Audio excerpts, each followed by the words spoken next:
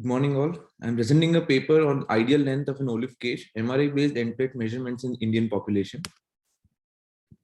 We can see an AP X-ray which shows a two-level olive case. And we can see that the cage looks almost of an adequate size.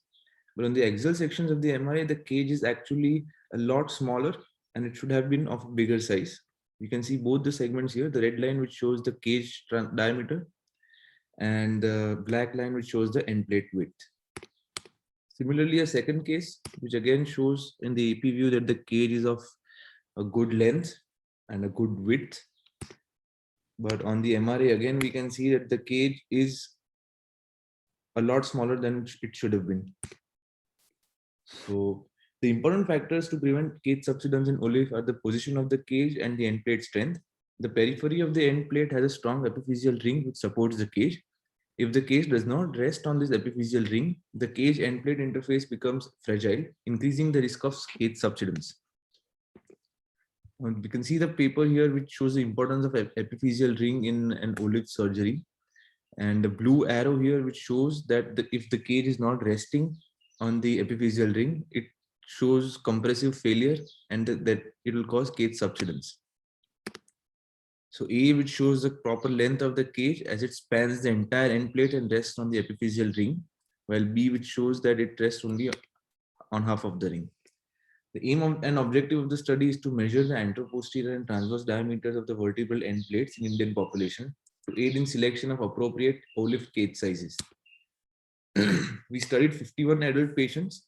The exclusion criteria were spinal infections, deformity, and previously operated spine patients. We measured the end plates from L1 inferior end plate to L5 superior end plate. And we used the software for measuring the EP and transverse diameters. This is the L1 inferior end plate, the L2 superior end plate, L2 inferior, L3 superior end plate, L3 inferior end plate, L4 superior end plate, L4 inferior end plate, and the L5 superior end plate. So we had 23 male and 28 female patients with an average age of 47.3 years. The tables here show the respective end plate diameters with a standard deviation for both males and females. And we can see that from L1 to L5, the transverse diameters keeps on gradually increasing and L5 has the highest transverse width.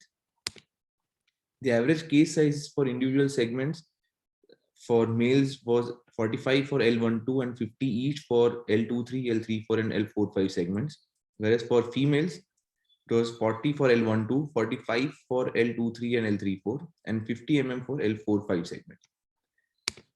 The transverse diameter of the end plate allows for appropriate selection of the olive cage size. And this is important because if the cage rests on the epiphyseal ring of the end plate and not on the vertebral body, the resultant construct reduces the risk of cage subsidence. Thank you.